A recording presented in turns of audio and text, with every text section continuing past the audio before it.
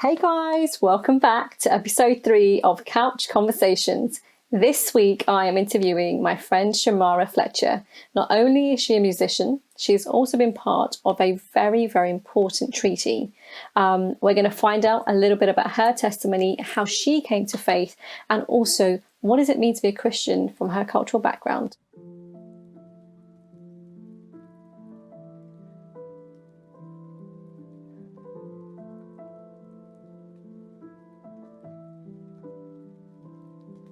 So, Shermara, welcome to Couch Conversations. How you doing? I'm well, thank you. I'm good. Thank you so much for inviting me onto this amazing platform. It's just really a privilege to be here and looking forward to speaking with you. Yeah. So, Shermara, tell us a little bit about Shermara. What have you been doing? Tell us how you became a Christian. Now, I've mentioned to my viewers already that you do music, and that you've been part of an amazing treaty. So, let's just converse. So tell me a little bit about your Christian background. Okay, so I'll just start off with how I became a Christian. So for me, I use the term I was born in the church from a cradle. So both of my parents were Christian leaders, and my granddad was a pastor, my dad became a pastor. So really just grew up in the church, loved everything about church. I was that annoying child that would be running around doing everything from singing to collecting the offering to bothering people. Just that annoying one, that was me. And just grew up in church. And then when I became about 12 years old, I said, you know what, I'm here. I used to see the joy that so much people would have every week. And I just wanted to be a part of it. I just really wanted to have a genuine encounter that I saw everyone around me having. So I took that leap and I said, Mom and Dad, I want to get baptized. And they were like, are you sure? I said, yes, I want to get baptized. Went through the whole process. And then you hit secondary school. So how old were you when you got baptized? So I was 12. Nice. Wow. Yeah, so you made 12. A choice very young. That's great. I made a choice I was very sure I want to be baptized. And then you go to school and, your identity starts to be tested. Who am I in this space? There's so much things competing to tell you who your identity should be. And I went through all those motions. And when I would say I rededicated my life at 18, and I said, I really want to live this faith out for me. Yeah. Not for anybody else, not because it's something that I've grown on or an expectation.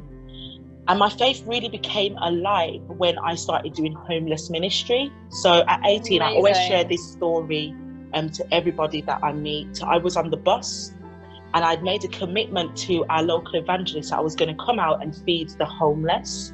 And I remember being on the bus with my friends at the time. And we had planned, we're going to go to my friend's house, do our nails, our hair, get ready to go out. I was like, wait, but I made a commitment to feed the homeless this week. And I remember pulling up to the bus stop where I could have either got off to honor my commitment or stay on and go with my friends. And that decision to come off the bus and go and honor my commitment has changed my life forever. Amazing. That is amazing. One thing I will say about you, or what I know about you, is that you will stick to your word. I've known you for about 2 years now. 2 years now, yeah. And we met on a BAME weekend, didn't we, for ordination? And we've both been journeying in different paths, in different ways.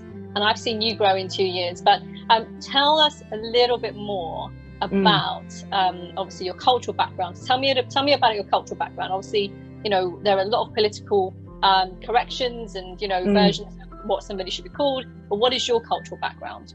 Right. So my cultural background that I identify is British Caribbean. So both of my grandparents come from the beautiful island of Jamaica. My parents were born here and I'm a third generation descendant from that beautiful island. So that's what I identify as. I'm British Caribbean. I have a dual identity. And I love to correlate and correspond with both. Both come with challenges, both come with opportunities, and both come with, identity questions. But that's what I identify as. And above that, a Christian.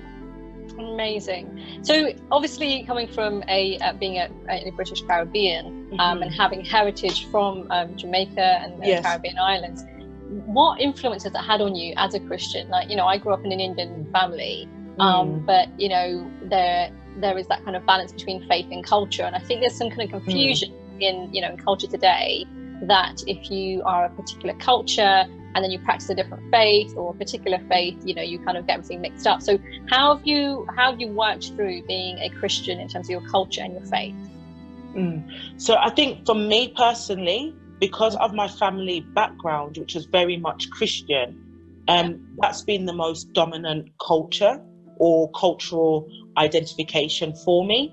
So in terms of my Jamaican heritage, again, a lot of my family in the Caribbean are either leaders, Christian leaders, political leaders, and have had that cultural dominance of faith.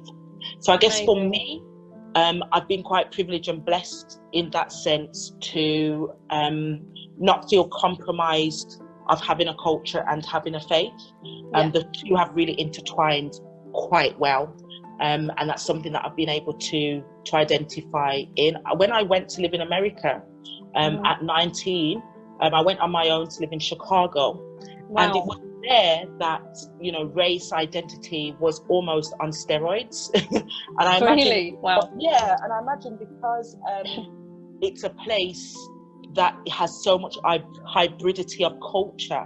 There's so much different people there, from different parts of the world, trying to create this fusion of what it is to be American. They were very obsessed with, you know, where are you from? What do you do? Like, how do you identify? And sorry, I don't know why I did the accent. I just it's great. I love it. Okay. And you know, at first I was just like, this is really jarring. Just get on with your life. But then after a while, I was like, actually, it's good to try and pinpoint what makes you you and what your identity is, and, you know, the beauty of mixing with other people from different cultural backgrounds, because I believe personally that makes the world go round. So yeah, amen to that. Absolutely. That's amazing. So okay, so you've become a Christian and, you know, you baptized at 12.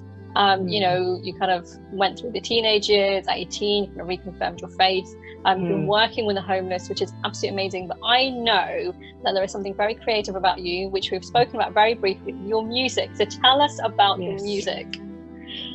So music is something that I've been doing from 3 years old.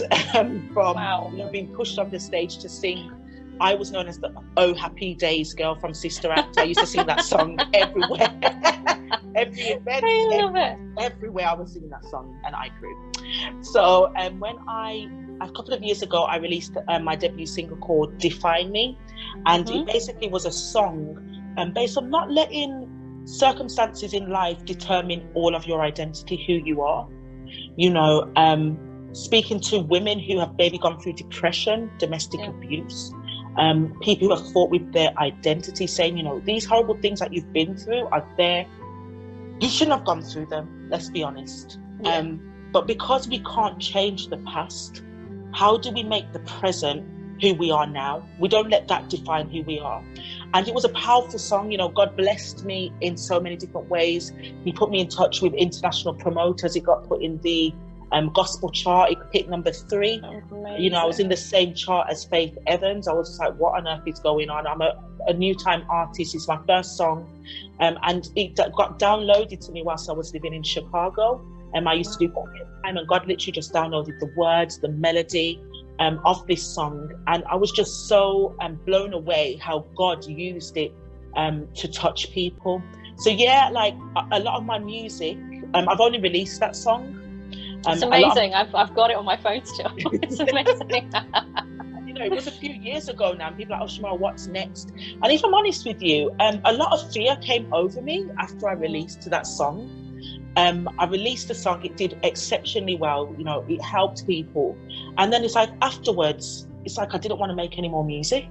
It was so weird. I just felt so fearful. Just like, oh. And do you think that was a spiritual, I mean, many people watching this video won't understand spiritual attacks, but we're both, you know, from a Christian background, and those who understand, do you feel at that time you would have gone through a spiritual attack? And I think often when we do things for God, and even doing this YouTube channel, you know, there've been moments when I felt like I don't want to do this anymore.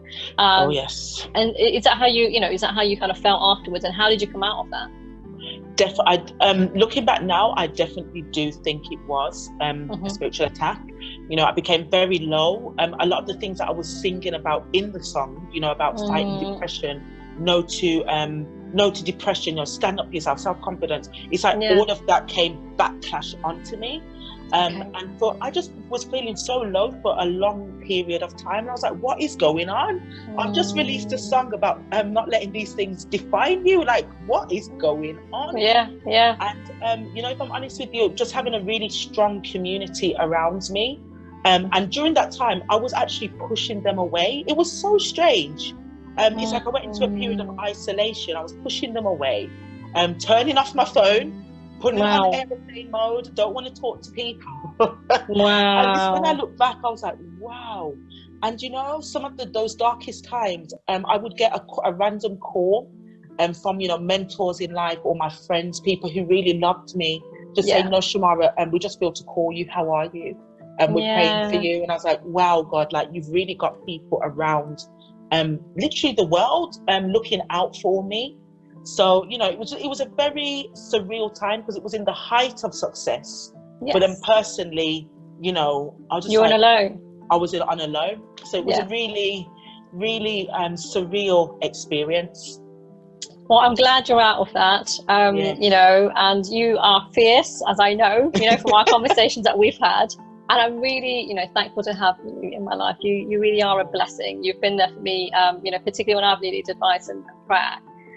Thank you, Shermara, for that great interview, for your time. So guys, that was part 1. And now we head into part 2.